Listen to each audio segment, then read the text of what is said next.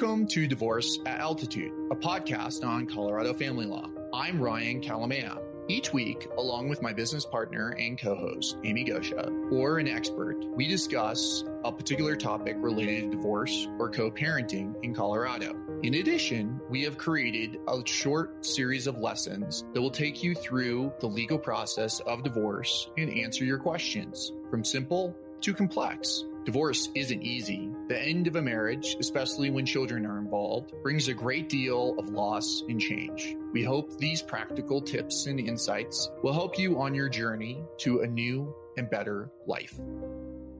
In this episode, I'm going to discuss dividing qualified retirement plans in a Colorado divorce. Now, qualified plans are 401ks, 403bs, and any sort of pension. And the reason that they're called qualified plans is that they are governed by a complex federal law called ERISA. I'm not going to get into ERISA or why it becomes complex, but you should just understand that in order to divide these retirement accounts, you need what is called a qualified domestic relations order, commonly called a kudro, and it's a separate form or document that you need to file with the court, and the divorce court signs off on it, and they have to be prepared in advance. And the method of preparation can get very complex because each plan or each company can have a different kind of kudro that they want. Now, I will tell you that our firm, we typically outsource this kind of work because the malpractice concerns are so significant. Typically, a kudro attorney that prepares these sorts of documents will charge in the range between $750 and $1,500, but it can be very complex and it is specialized area of the law. So if at all possible, what we try to do is use IRAs to divide retirement accounts equally if that's what we're going for in an equal division.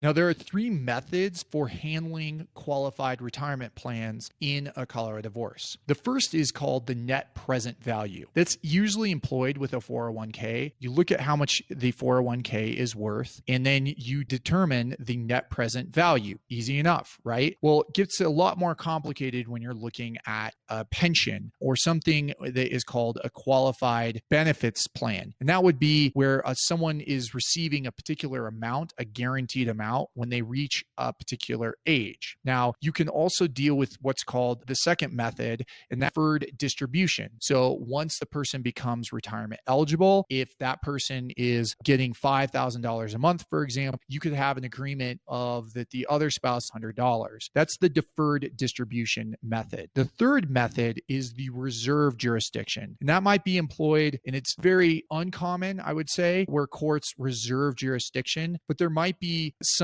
issue where you don't know if it's ever going to come to fruition, or there's no way to divide it under a net present value, and there's just so much uncertainty in the future. But I just throw it out there because it is under Colorado law a method that is employed sometimes with retirement accounts. Now, when you get into the net present value, oftentimes that requires experts. And the reason is because there's a time rule formula, and there are different ways that we can look at valuing a pension. How much $1,000 or $5,000 per month is worth over the course of 20 years can get very complicated. It depends on actuarial tables. It also depends on how much the person worked before the marriage, because there can be oftentimes witnesses will look at the marital versus separate property, because in a pension or a defined benefit plan, you oftentimes be dealing with premarital earnings. And so you figure out how much is that worth compared to the marital portion. Again, it gets really complicated.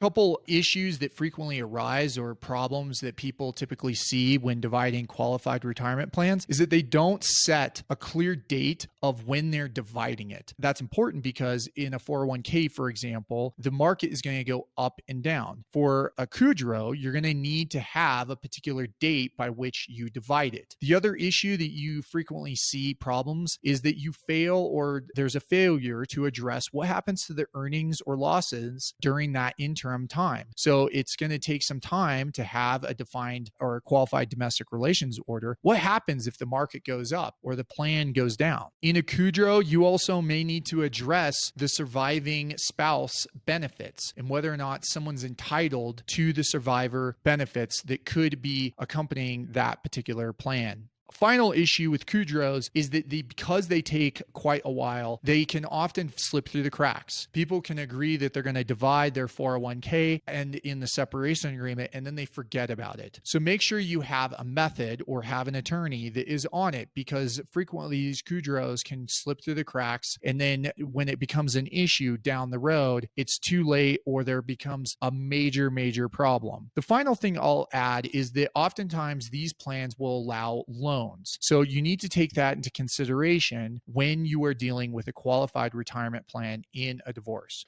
Thanks for listening or watching this short lesson on the Divorce at Altitude podcast. If you found this helpful, please leave a review or share with a friend. It does help for others that are going through or thinking about a divorce in Colorado. If you want to find out more information, please visit kalamaya.law or divorceataltitude.com. And that's KALAMAYA.law. Remember, this is educational information. It's not intended to be legal advice. Please consult with an attorney about the particulars of your case. We're happy to answer questions. Feel free to give us a call at 970-315-2365.